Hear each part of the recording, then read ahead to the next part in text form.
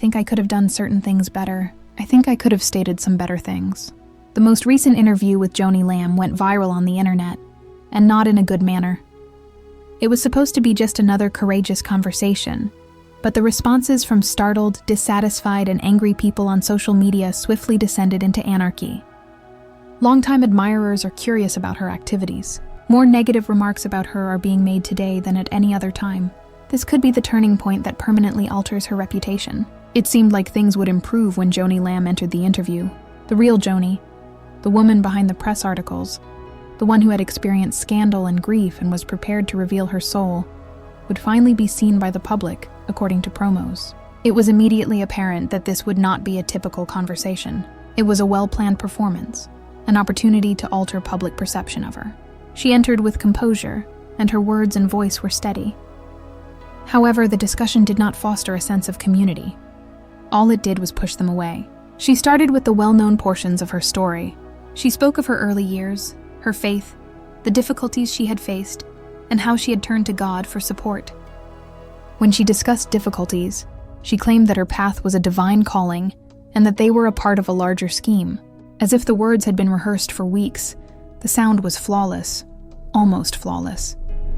As she spoke, tears welled up in her eyes. At the right moments, her voice broke. However, many viewers believed they were only acting out a script, rather than sympathizing with the individuals. When the inquiries shifted to more delicate topics, such as the second marriage, family issues, and scandal rumors, Joni's composure deteriorated. Instead of opening out, she returned to her faith and presented herself as a victim that the outside world didn't comprehend. Instead of the genuine honesty that people desired, they received spin. She seemed to schedule when to cry, as if each one was more about influencing people's opinions than it was about being depressed. By the midst of the discussion, social media was already very active. No one was buying it. By employing religious terminology and emotional appeals rather than discussing the actual issues, many people felt that she appeared to be attempting to avoid speaking the truth.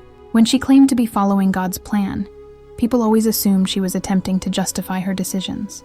By the time the camera stopped rolling, what had been Joni's opportunity to put things right had become the opposite. Instead of improving her reputation, she increased skepticism about her. The well-planned words, the well-practiced deed, and the unanswered questions all went awry. Joni was not shown in the interview as she truly is.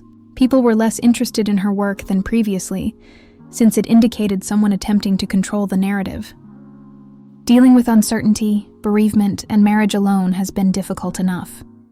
However, the storm cannot be concealed when they cross paths in the life of a well-known individual like Joni Lamb. From the outside, it appeared to be a tale of strength. After going through a very difficult period, a woman who had lost her spouse began a new life with love and a companion. However, the time frame and the decisions raise more questions than they do answers for those who are closely observing. What may have been a tale of recovery turns into one of distrust and uncertainty. When Marcus Lamb passed away, Christians were deeply affected. He was more than a father and a husband. He helped establish a massive church, which attracted hundreds of millions of viewers each week. The loss of Joni was a public and private tragedy. Her anguish was captured on camera, and supportive words flooded in. Because they believed they were witnessing a woman attempting to navigate life after losing her love, many felt sorry for her. Before Joni ever considered what to do next, people assumed she would need some time to recover, reflect on her loss, and rely on her faith. However, rumors began to circulate less than a year later. Joni remarried. Not only remarried, but also married Doug Weiss, a well-known speaker and counselor in the Christian community who had a following of his own. People had a lot to say about the news, which spread swiftly. After experiencing so much suffering, some people assured her she deserved to be joyful. However, some were uncomfortable. It felt like the sadness had been passed over rather than experienced, and the time seemed abrupt and too short. When Joni discussed her decision, she frequently claimed that it was a part of God's plan. She claimed that after giving it some thinking and praying, she felt comfortable moving forward with Doug. She saw it as a sign from God that life could continue even after loss, and as the next phase in her spiritual development. However, although her response would have pleased some, it did not calm others. How could a person who claimed to love so much go on so fast? Was she truly sad? Or was it all about appearances? Her furious outbursts added to the turmoil. During interviews, Joni frequently got down in tears when about Marcus and their many years of dating. However, at times, those interviews continued directly to discuss her recent marriage, as though love and loss could coexist together. Many people thought this difference was strange.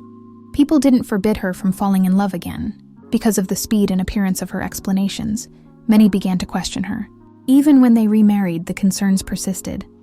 There was a lot of discussion regarding when the connection with Doug had actually begun. Before Marcus passed away, some believed they were close, but no concrete evidence was ever found. However, time was as significant as facts in terms of public opinion. Because she went on a honeymoon less than a year after losing her husband, it was assumed that her grief was more staged than genuine. Supporters of Joni began to question if her tears were for Marcus, or the portrayal of a distraught widow she was attempting to maintain. The remarriage had an impact on the church as well. Family members and employees were divided. While some are detrimental, others are beneficial. The narrative that everything was predetermined by God was one that Joni leaned heavily on. However, some weren't comforted by that response. Even those who had faith but did not believe in God might sense that something was being concealed. Over time, the demonstrations became more vociferous. People who defended her right to fall in love again, and those who didn't accused her of disrespecting Marcus's memory engaged into a heated argument on social media. People questioned if she was a true leader and whether her anguish was genuine. The notion that she was concealing things and contradicting herself was negative for a woman whose reputation was based on honesty and faith. It became evident that there was more to this than the dissolution of one marriage and the beginning of another. It was about faith. Those who had previously viewed Joni as a model of integrity began to question whether her public persona was more important to her than her actual life. Everything became less apparent, not more, with each rejection, thoughtful response, and allusion to God's purpose. Lastly, Joni's account of marriage, grief, and questioning focused more on how the events were handled than on the events themselves. Although people don't expect flawless individuals, they do expect truth-based organizations to be led by honest individuals. By attempting to fabricate a story rather than answer difficult questions, Joni transformed her personal decisions into a public controversy, and the dispute is still ongoing. When mourning appears to be a plan and marriage appears to be a solution, people find it difficult to believe what is being told. Unspoken family conflicts and secrets can begin slowly, like wall fractures that go unnoticed until the entire thing begins to shift.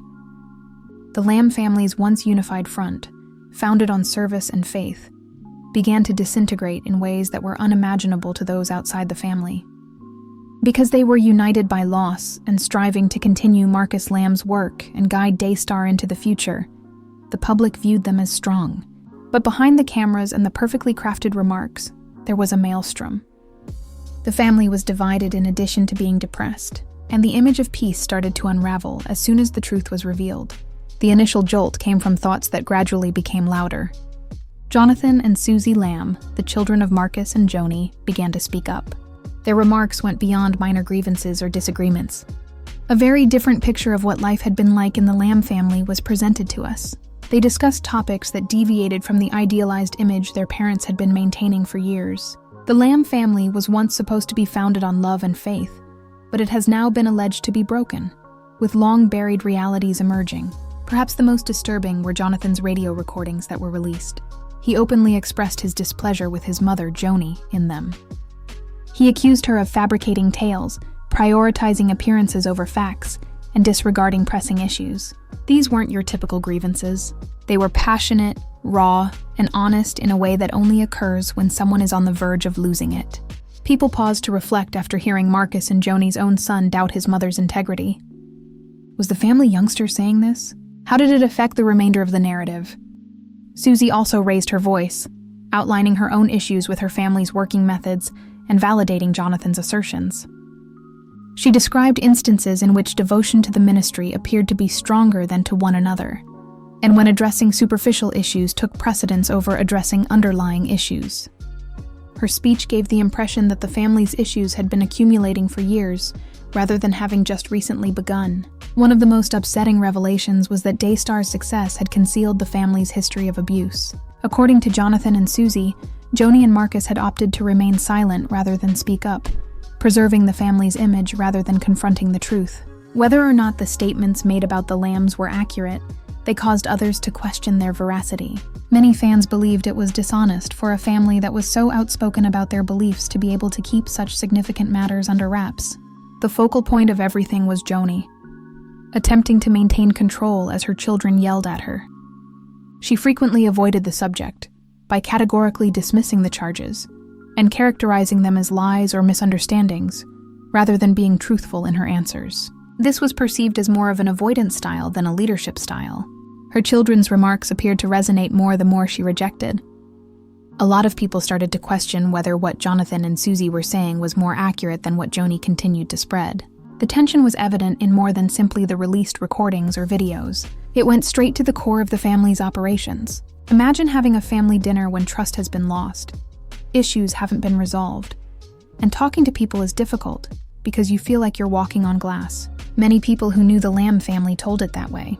Instead of uniting them in grief, Marcus's passing reopened existing scars and created new ones. Seeing this occur was like a dream for most people. Daystar was not merely a television network. It was founded on the principles of unity, family, and faith. When the supporters witnessed the family's separation in such a public manner, they started to question everything. They may still have faith in the church, given how polarized the persons delivering the news appeared to be. Could they trust it? Behind the pressure, something deeper was at work. People quarrel because they are devoted to the past, yet unsure of what lies ahead. Joni was determined to maintain power at all costs, despite Jonathan and Susie's desire for clarity and change. Things became much more perplexing when Joni's new husband, Doug Weiss, appeared out of nowhere.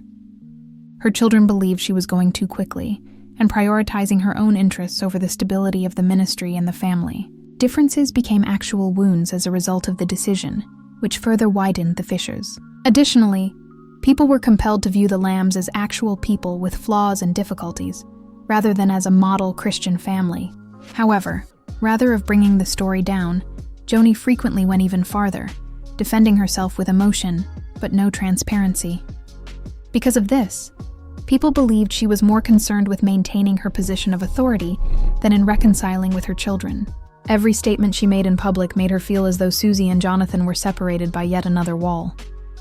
The tensions that existed were difficult to conceal over time. Critics received evidence to support their preconceived notions, and former Daystar supporters began to have doubts. The Lamb family was formerly admired for their unity and faith, but it now appeared that the family was disintegrating. Although Joni had hoped that her public appearances and interview would help repair her image, they actually made matters worse. Her story was undermined by the family mysteries, which made her appear isolated, defensive, and aloof.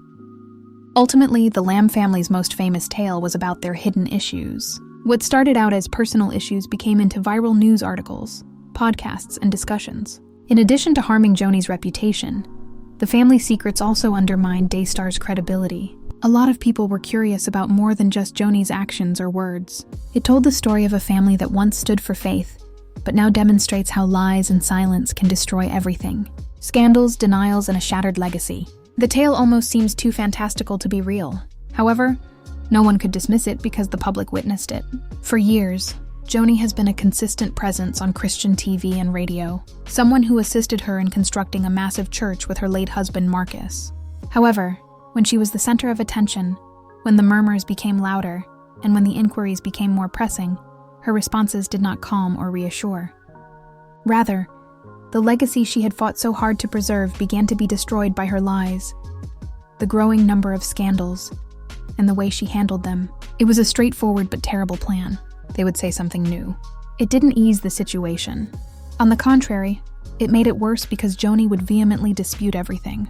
Every response seemed impolite, as though the people asking the questions were lying or attempting to silence her, and the questions themselves weren't worth her time. Initially, some of her fans were lenient toward her.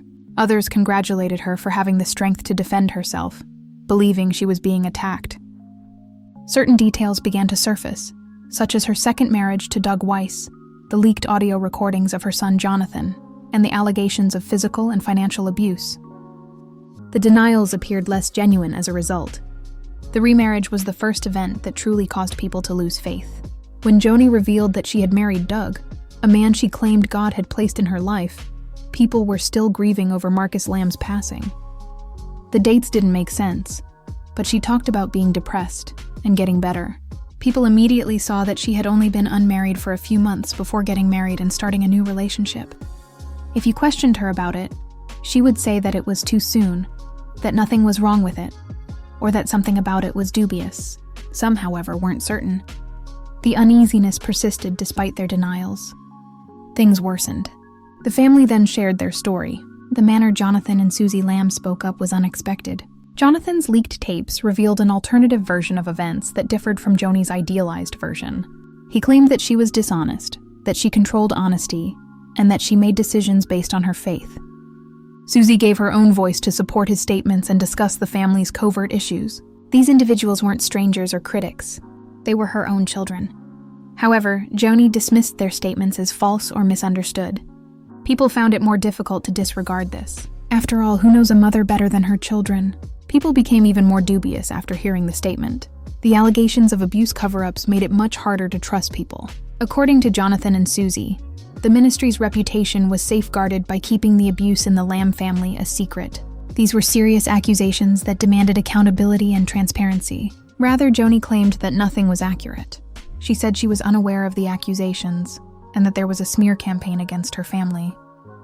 But people were uneasy because she refused to acknowledge the gravity of the issue.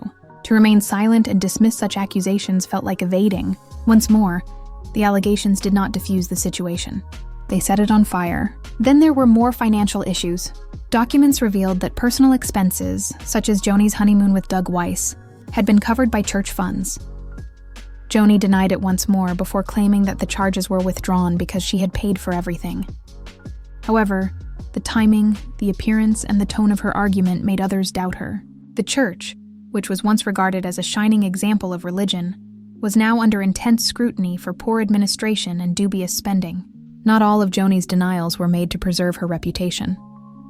They jeopardized the reputation of the entire network. They might have been able to handle each situation independently if they had been honest and humble. She had the opportunity to repent, seek for forgiveness, and regain the trust of others. She had the option to deny everything, but she decided against it. Every task was a lie, so the saying went. She viewed every reviewer as an adversary attempting to harm her, and she ignored every query.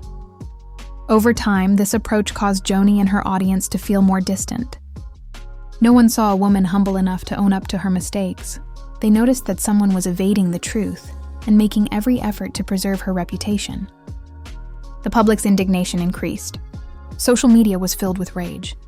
People were upset in the comment sections when hashtags gained popularity.